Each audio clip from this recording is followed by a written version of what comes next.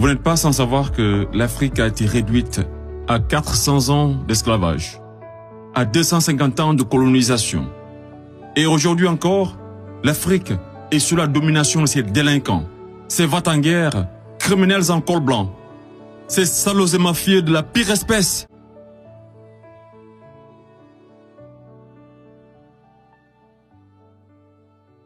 Monsieur le Président, Mesdames, Messieurs les jurés, permettez-moi à l'entame de mon propos de vous faire le récit d'une histoire, celle de la toute première reine de ce monde.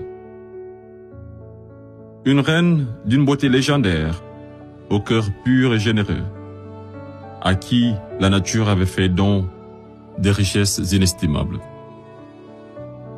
Ses enfants étaient nombreux, de vrais génies qui firent la découverte des mathématiques, inventèrent l'écriture, l'art, la médecine, l'architecture et tant d'autres sciences qui ont tracé les prémices du futur.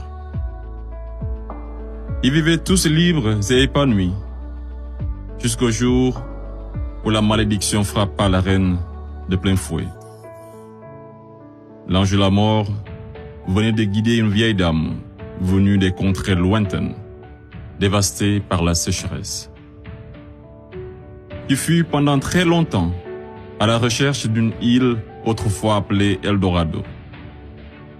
Elle parvint enfin à déposer ses valises aux portes de cette île aux multiples trésors cachés, accompagnée de ses enfants les plus assoiffés, puis songea à construire un cheval de Troie qui sera offert en signe d'amitié, et lui fit don également de nombreux présents, parmi lesquels une boîte de Pandore.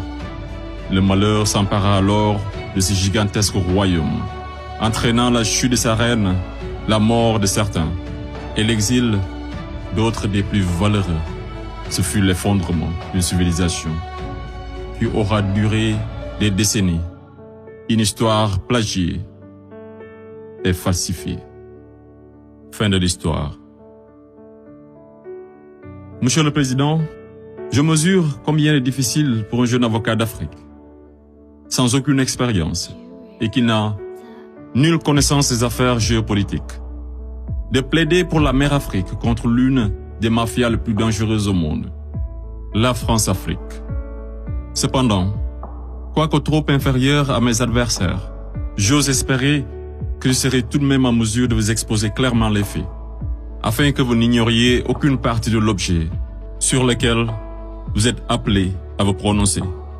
Je vous prie alors de m'écouter avec bienveillance. Mesdames, Messieurs les jurés, vous n'êtes pas sans savoir que l'Afrique a été réduite à 400 ans d'esclavage, à 250 ans de colonisation. Et aujourd'hui encore, l'Afrique est sous la domination de ces délinquants, ces va-t-en-guerre, criminels en col blanc, ces salauds et mafieux de la pire espèce. Objection! Objection rejetée.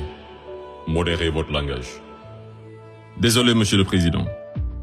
Le plus grand mal de l'Afrique, je n'ai pas peur de le dire, c'est les multinationales françaises, telles qu'Areva, Bouygues, Bolloré, Total et consorts, qui se cachent souvent derrière les dirigeants français, dont elles financent les campagnes. Et en contrepartie, ces derniers sont tenus de mettre la pression sur certains dirigeants africains, qui, de peur de finir comme un Thomas Sankara, ou un Sylvanus Olympio, ou encore un Muammar Kadhafi, pour ne citer que cela, se voient contraints de leur accorder le plus gros marché, sans passer par aucun appel d'offres, sans oublier toutes les mallettes d'argent qui sont envoyées en direction de l'Élysée, pendant que les pauvres Africains crèvent de faim dans les quartiers délabrés. Et on s'étonne de voir de jeunes Africains désespérés s'embarquer sur le navire de fortune à la quête d'une vie meilleure. Et je vous assure qu'ils sont nombreux parmi ces jeunes à avoir tenté toutes les voies et moyens légaux, mais en vain. Pendant ce temps, la France et l'Union européenne se font des fortunes derrière leur business le plus lucratif, les demandes de visa Schengen, qui sont pour la plupart rejetées sans aucun motif valable. Monsieur le Président, avant que je n'oublie, permettez-moi de poser une question à la France-Afrique. Parmi tous les leaders africains morts assassinés, pouvez-vous nous citer ne serait-ce qu'un qui fut réputé un grand ami de la France. J'imagine qu'il n'y en a pas eu. Mesdames, Messieurs les jurés, je vous laisse juger. Monsieur le Président, j'accuse la France-Afrique, de crimes contre l'humanité, de crimes d'agression, de crimes économiques et d'avoir été derrière des crimes de génocide. La plupart des dirigeants français sous la Ve République me rappellent des propos d'un homme sage qui disait, je cite, « Les postes éminents rendent les grands hommes encore plus grands et les petits hommes encore plus petits. » Fin de citation. Et le pire d'entre eux, c'est ce nain assassin de Sarko. Ce trafiquant d'influence, connu pour sa mégalomanie, l'homme au scandale multiple, Bettencourt, Tapi, Kadhafi et j'en passe. Ce criminel contre l'humanité, toujours en liberté, qui se la coule douce derrière les mélodies de la brune, alors que sa place se trouve à la haie. Vous lui direz que malgré tous ces mensonges, avec la complicité de certains médias, que le monde entier, et les Africains en particulier, connaissent toute la vérité sur les véritables raisons de l'assassinat de Kadhafi, sous les applaudissements de Bernard-Henri Lévy, et sur la chute orchestrée de Laurent Gbagbo, qui aurait commis un crime de lèse-majesté en voulant tout simplement ouvrir son pays à la concurrence internationale, en exprimant aussi sa volonté d'établir un rapport d'égal à égal avec la France, et en souhaitant revoir le contrat qui liait son pays à l'entreprise Bouygues. Bouygues, du fameux Martin Bouygues, un ami intime de Sarko, par ailleurs parrain de son fils du nom de lui, tous les deux impliqués dans le conflit ivoirien. Ce n'est pas un hasard.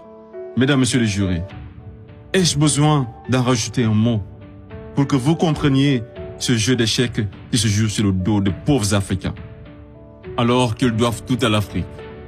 C'est grâce aux Africains que vous avez une république que vous appelez la France. C'est grâce aux Africains que vous êtes enrichis.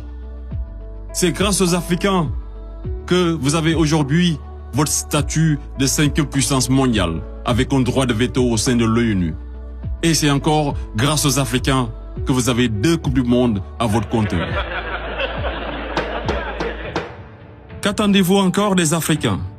Qu'on vous ramène la Lune? Ayez au moins un peu de décence et respectez les Africains, surtout les Noirs et les Arabes qui vivent en France. Monsieur le Président, je voudrais par ailleurs, et si vous me permettez de parler brièvement de la Cour pénale internationale.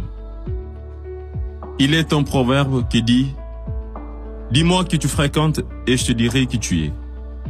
Je propose de jeter un coup d'œil sur le profil des procureurs de la CPI. Commençons par l'actuel procureur de la CPI, une dame que je respecte pour 2 raisons.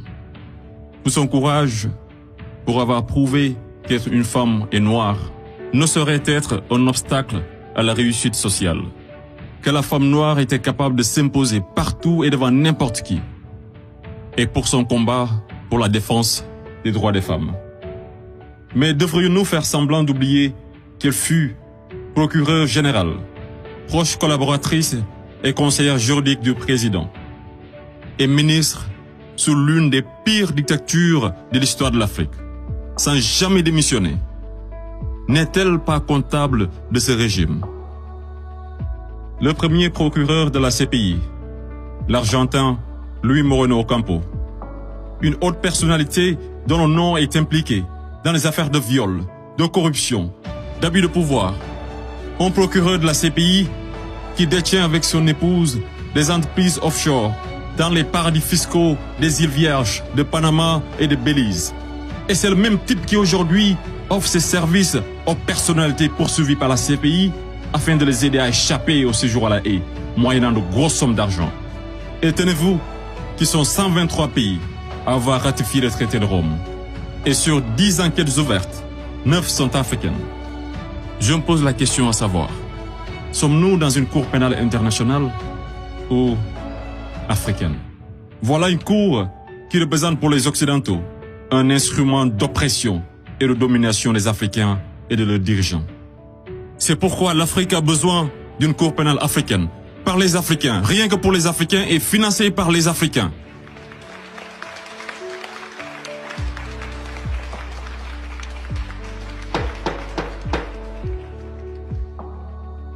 Monsieur le Président, je ne suis qu'un jeune ignorant qui ne prétend point détenir toute la vérité.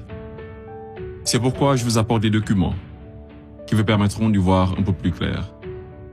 À l'exemple de cette copie d'une conférence de François-Xavier Verschave intitulée « De la France-Afrique à la Mafia-Afrique ». Je salue également le courage de ces hommes et femmes de valeur qui osent lever leur voix pour défendre les intérêts de l'Afrique. Je pense au grand Kémy Séba avec l'ONG Urgence panafricaine. Je pense également à notre frère Claudie, à Fatou Diom, au grand Youssou N'Dour, à notre maman Angélique Kidjo et d'autres artistes des plus engagés comme Alpha Blondy et Tiken Jah Fakoly, pour ne citer que cela. Sans oublier toutes ces personnalités qui œuvrent pour la promotion des jeunes et des femmes, à l'égard du docteur Anta Sané et bien d'autres femmes de valeur. Monsieur le Président, loin de moi l'idée de proliférer des menaces. Mais si par malheur, la France-Afrique est aujourd'hui acquittée, sachez que la jeunesse africaine l'obligera à quitter. Elle se mobilisera davantage et réunira toutes ses forces vives, hommes et femmes de valeur, sans exception d'âge, intellectuels, sportifs de haut niveau, artistes de renommée internationale et sympathisants de l'Afrique. Et tous mèneront une campagne dévastatrice par tous les moyens pacifiques afin de dégager un par un ces bénéwiwi, présidents marionnettes de la France-Afrique, en faveur de vrais leaders panafricains véridiques qui auront le courage de mettre fin à la domination de cette mafia et qui décideront de la fin de la plus grosse arnaque de l'histoire, le franc CFA.